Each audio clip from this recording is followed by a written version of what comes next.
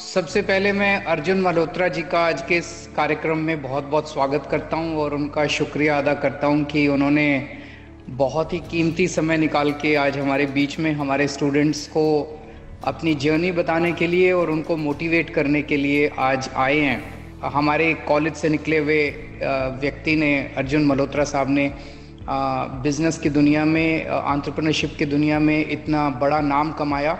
एक रिक्शा वाला भी एंटरप्रेन्योर है, एक पान वाला भी एंटरप्रेन्योर है। हर आदमी, हर एक को धंधा करना आता है हमारे देश के अंदर। लेकिन कुछ ना कुछ हमारी एजुकेशन सिस्टम में प्रॉब्लम है, क्योंकि हमारे एजुकेशन सिस्टम से जितना प्रोडक्ट निकलता है वो बाहर निकलने के बाद सबसे पहले नौकरी ढूंढता है। इस माइंडसेट को हम बदलना चाहते हैं कि हम अपने बच्चों को जब वो स्कूल में होते हैं उसी वक्त हम उनको उस डायरेक्शन में सोचने के लिए इंस्पायर करना चाहते हैं कि भाई आपको निकलने के बाद अब नौकरी ढूंढनी नहीं है, आपको निकलने के बाद कुछ ना कुछ अपना काम शुरू करने की सोचनी है। You have to become job giver rather than a job seeker. Also like to listen to what mister Arjun Malhotra has to say. Thank you. मेरे अंकल और आंट जो बाकी फैमिली थी, उन्होंने काफी बोला कि मत करो, क्यों करना चाहते हो? इस फैमिली में किसी ने कभी बिजनेस नहीं किया है, आप कौन हो कि आप समझते हो आप बिजनेस कर सकते हो? तो उन्होंने बहुत डिस्करेज किया, पर मेरे पेरेंट्स ने कहा नहीं, अगर यही करना है आपने तो करो। तो 2-3 साल बाद जब कंपनी ठीक चली तो वही अंकल आंट ने सबने क्रेडिट लिया कि हाँ, हमने बोला था ना कि हमारा लड़का ठीक करेगा। हम बढ़ते हैं अपने क्वेश्चन आंसर राउंड में। Sir, my name is Pushpa and I am from RPBB INA Colony. Sir, my question is that in your life, what is your greatest fear and how do you manage your fear? That's a very good question, Pushpa. I'll have to think about it. My greatest fear is if I get someone upset without meaning to get someone upset. Very good afternoon, sir.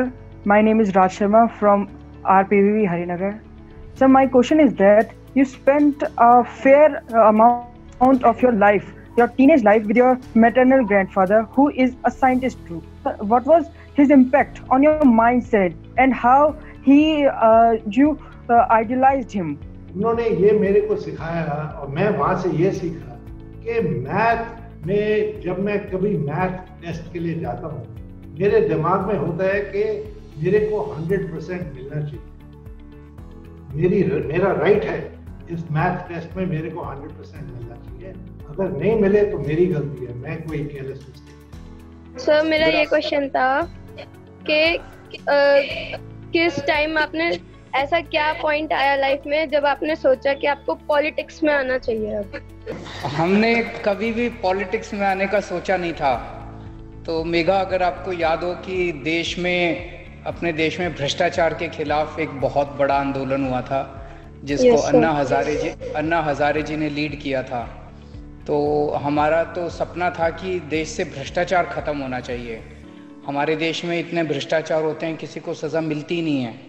तो उसके लिए एक जन Lokpal bill हमने सबने मिलके बनाया था, पूरे दुनिया के बाकी कंट्रीज़ को स्टडी करके।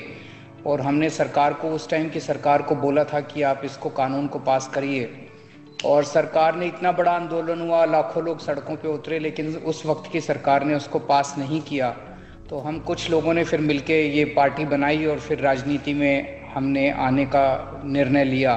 तो जो हम राजनीति में आए, ये एक तरह से हालात की मजबूरी थी कि हम लोग राजनीति में आए, नहीं तो एक आम आदमी की तरह हम लोग भी जी रहे थे। हमें भी कभी इस ज़िंदगी में नहीं सोचा था कि पार्टी बनाएंगे, चुनाव लड़ेंगे। अर्जुन जी से कहना चाहता हूं कि ये हमारे बच्चों के लिए इम्पोर्टेंट होगा कि किस तरह की बाधाएं आती हैं जब नया काम करना शुरू करते हैं। खासतौर से ऐसा काम 77 में जब लोग कंप्यूटर शब्द नहीं जानते थे, उस वक्त आपने कंप्यूटर बनाना शुरू किया लोगों के लिए। कई साल तक आपने स्ट्रगल किया। ये हमारे इन नए एंटरप्रेन्योर्स के लिए, फ्यूचर एंटरप्रेन्योर्स के लिए बहुत ज़रूरी होगा सर, उस जर्नी से कुछ चीज़ें जानना, अगर आप वो शेयर कर सकें बच्चों के साथ।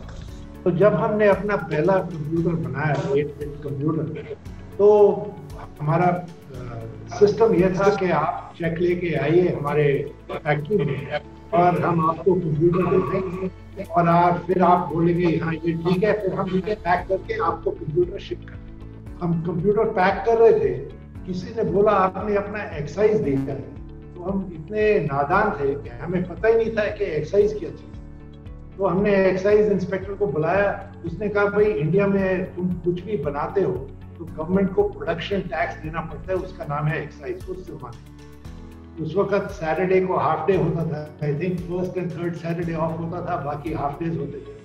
तो मेरे को याद है सैटरडे को हमने जाके प्रेजेंटेशन दिया डिपार्टमेंट ऑफ इलेक्ट्रॉनिक्स को।